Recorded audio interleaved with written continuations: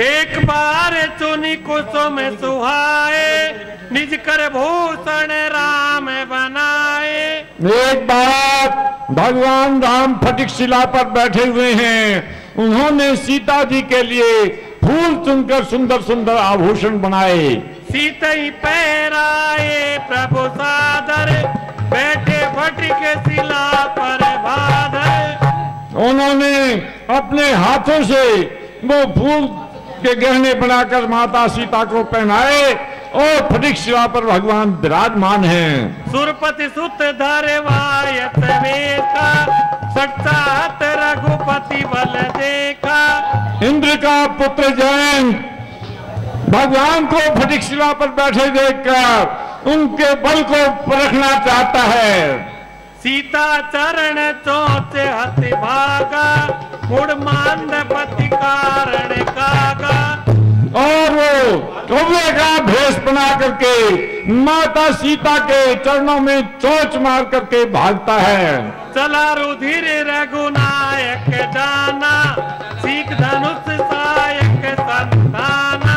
जब श्री राम ने देखा कि इसके पैर से खून निकल आया है तो उन्होंने एक सीख उठाई और उसको बाण बनाकर उसके पीछे छोड़ दिया।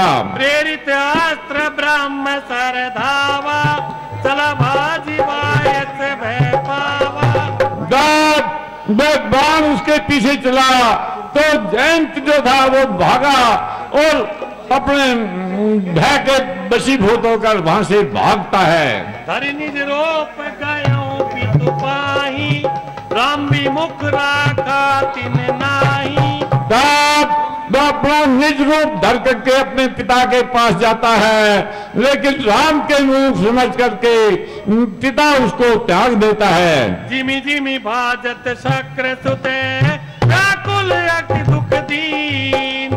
तिमि तिमि धावत राम शरे, पाछे परम प्रवीण। जैसे जैसे वो कौवा भागता है, बाण उसके पीछे पीछे होता है। कौवा जो था वो बड़ा भयभीत है। नारद देखा विकल जयंता, लगी दया कोमल चित संता। जब नारद जी ने उसकी विकल दशा देखी तो उनके मन में दया आ जाती है।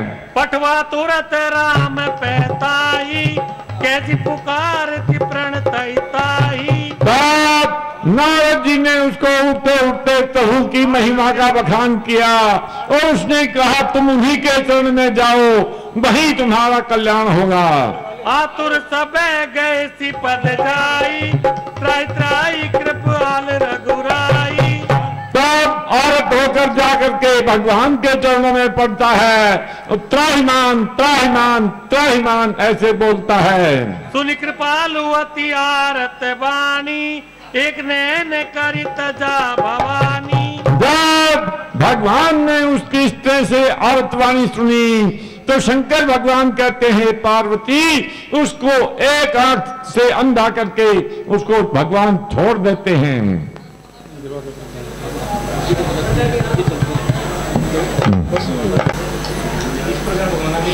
इस प्रकार कई दिन वहां चित्रकूट में रहते रहते भगवान को हो जाते हैं। तो भगवान कहते हैं कि यहाँ लोगों का आना जाना बहुत हो गया है, अब यहाँ से हमें चलना चाहिए और वहाँ का मकान छोड़ करके आगे चित्रकूट से आगे चल देते हैं। अत्रि के आश्रम प्रभु गए हो, सुनत महामुनि हर्षित भय हो। तब भगवान अत्रि के आश्रम में पहुंच जाते हैं। जब मुनि ने भगवान राम को देखा तो बड़े हर्षित हुए और उनको आसन दिया।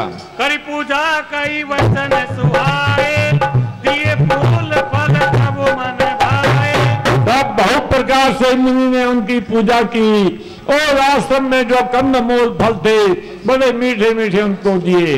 अनसुया के पद गई सीता, मिली बहोरी सुशील विनीता।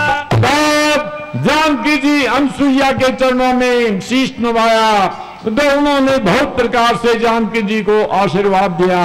दिव्य वसन भूषण पहराए, नूतन अमल सुहाए।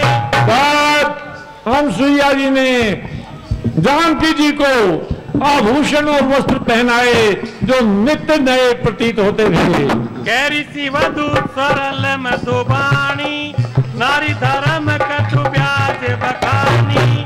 तब ऋषि वधु ने कहा, हे सीते, मैं तुझको नारी धर्म के बारे में कुछ बताती हूँ। अनुसुईया जी, मात पिता भ्राता हितकारी, हित सुप्रद तुम राजकुमारी। हे राजकुमारी, माता पिता और भ्राता ये सब हितकारी होते हैं, सुख देने वाले होते हैं।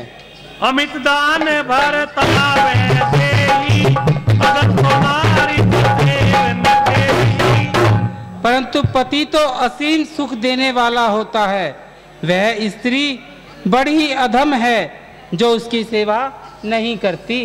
धीरज धर्म मित्र अवतारी, आपद काल पर किए जाती। धीरज, धर्म, मित्र और नारी, इन चारों को विपत्ति काल में ही परखा जाता है।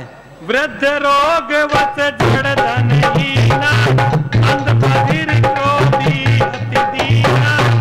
बूढ़ा, रोगवश, जड़ धनहीन, अंधा, बहरा, क्रोधी, अति दीन। ऐसे उपति करे किए अपमाना, नारी पाप यम घोर दुख नाना। ऐसे पति का भी जो स्त्री अपमान करती है वो अनेक प्रकार से दुख पाती है और अंत में नरक में गामी होती है। जगपति व्रता हरि विधि, एक पुराण संत हंस के। एक ही धर्म, एक ही व्रत नेम की जो पति के चरणों में सेवा करती है, प्रेम करती है। उत्तम के अस बस मन माई, अपने पान पोस जग नाई। हे सीता, उत्तम स्त्री वही होती है जो सपन में भी अपने पति के सिवा किसी को नहीं देखती। मध्यम पर पति दे कहीं कैसे, पिता पुत्र निज जैसे। और मध्यम पतिव्रता दूसरे पुरुषों को भ्राता, पिता, पुत्र के समान देखती है।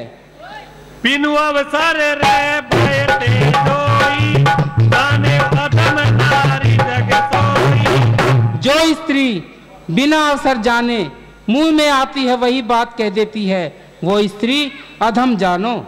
पतिवंचक पर पति रत करई, और नरक कलंक तरई। जो स्त्री अपने पति से छल करके दूसरे पति के साथ संग करती है और अपने पति से छल कपट करती है, वह स्त्री नरक की गामी होती है। क्षण सुख लाग जन्म शत कोटि, दुख में समझते सम कोटि।